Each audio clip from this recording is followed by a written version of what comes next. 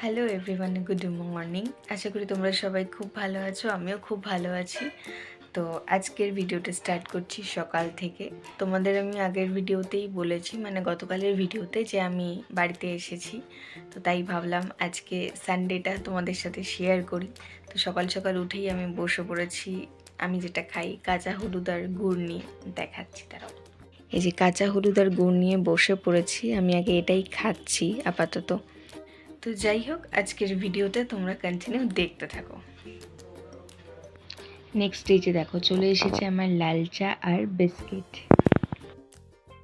Next আমি এখন আগে করে নিচ্ছি এক্সারসাইজ করে দেন আমি ব্রেকফাস্ট করব, কিছুটা রেস্ট করে নিয়ে।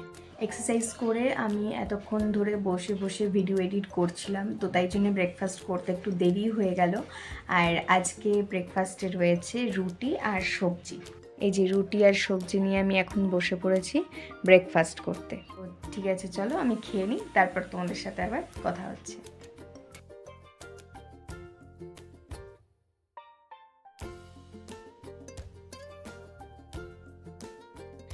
এখানে না ভিডিও আপলোডিং একটা বড় সমস্যার বিষয়, কারণ ভিডিও আপলোড করতে গেলে মানে এত নেটওয়ার্ক প্রবলেমের জন্যে সেই কখন আমি আপলোড করতে বসিয়েছি, যখন আমি ব্রেকফাস্ট করতে বসলাম এখনও কমপ্লিট হয়নি। তো যাই হোক, ভিডিও আপলোড হতে থাকুক, আমি ততক্ষণে আমার কাজ সারতে থাকি। এখন আমি স্নান করব, করে পুজো দেব। স্নান পুজো সবই আমার কমপ্লিট, এখন আমার কিছু কাজ পেন্ডিং আছে, সেগুলো আগে কমপ্লিট করে নেব।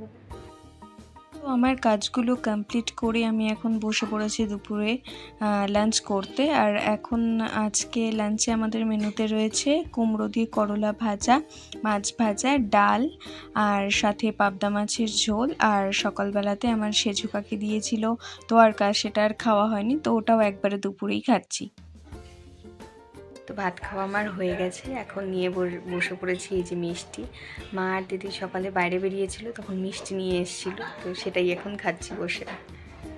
সন্ধেবেলাতে উঠে আমার চা খাওয়া কমপ্লিট হয়ে গেছে, এখন আমি রেডি হচ্ছি, কারণ আজকে বান্ধবীদের সাথে একটু বেরাবার প্ল্যানিং আছে। তো রেডি হয়ে ওদের সাথে আমি বেরাবো। চলে এসেছি। কি বলছিলি বল এবার।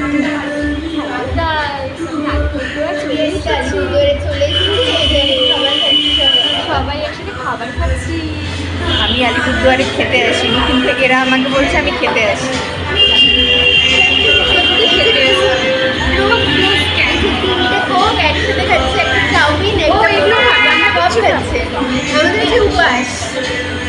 কলকাতায় খাওয়া পাওয়া যায় না, এখানে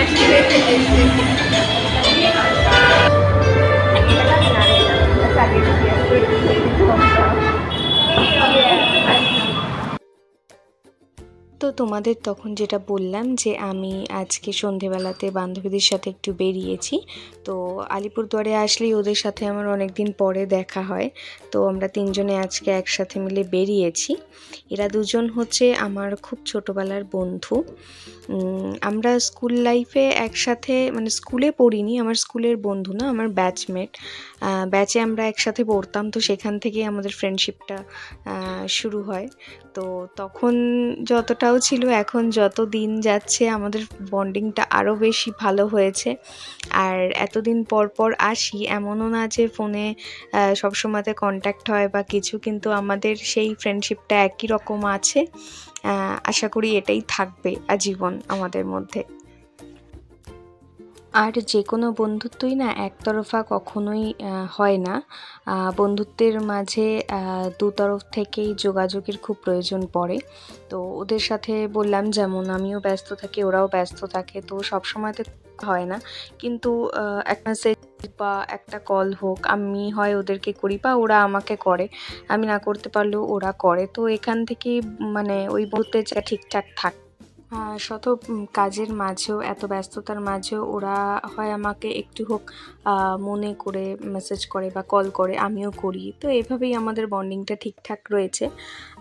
আর এক্সকিউজ না দিয়ে বন্ধুত্ব রাখা যায়। তো যাই হোক, আমরা এরকমভাবেই আছি, চলছে, দেখা হয় আসলে। আমরা যেটা বলতে যাচ্ছিলাম, আমরা এখন রেস্টুরেন্ট থেকে বেরিয়ে এখন যাচ্ছি প্যারেড গ্রাউন্ডের উদ্দেশ্যে, যেটা আমাদের খুব পছন্দের একটা জায়গা। তো সেই জায়গাটাতেই আমরা এখন যাচ্ছি।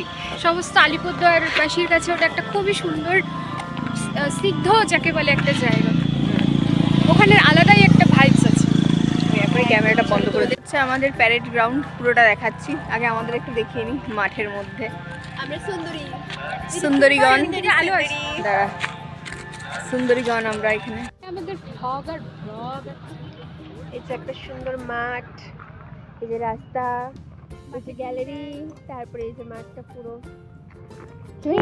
দেখলো প্রিয়াঙ্কিকার গলার মধ্যে পেঁচাই গেল। না, আমার শুধু আমার মাথার মধ্যে সাপ না পড়লেই হলো। দেখি তুই বস, একটু কিছুক্ষণ বস, দেখি সাপ পড়ে কিনা। হয়তো গিনিপিগ বস। এই কেমন একটা লাইট হয়ে যাচ্ছে। তাহলে প্রিয়াঙ্কিকা বুঝবে। তুই একটা কাজ কর, এটা লাইভ কর, বল যদি মরে যাই এটাই দায়ী হবে। হ্যাঁ, এই গাছটার থেকে যদি সাপ গলায় পড়ে, সাপ কামড়ের ভয়ের থেকে হচ্ছে সাপ পড়লে পরে আমি ওই ভয়তেই মরে যাব। আমি বলতে চাচ্ছি যে আমরা এখন এখানে বসে বসে একটু হাওয়া খাচ্ছিলাম, কিন্তু হাওয়া নেই। হাওয়া খাওয়ার জন্য বসেছিলাম। এই তো না কিন্তু ঠিক একটা- আছে, কোনো চাপ নেই, আমরা মশার কামড় খাচ্ছি। হ্যাঁ, এখানে হাওয়া একটা আছে। হাওয়া খেতে এটা কিন্তু এসেছিলাম, ঠান্ডা হাওয়া আছে। কিন্তু মশার কামড় খাচ্ছি বসে বসে। তো তাও বসে আছি, একটু মশার কামড় খেয়ে তারপরে চলে যাবো বাড়িতে। তো এখন কটা বাজে?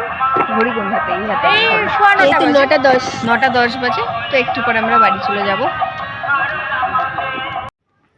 ফাইনালি আমি এখন বাড়িতে চলে এসেছি, আর এখন করব ডিনার। তো এই ভিডিওটা এখানেই শেষ করছি।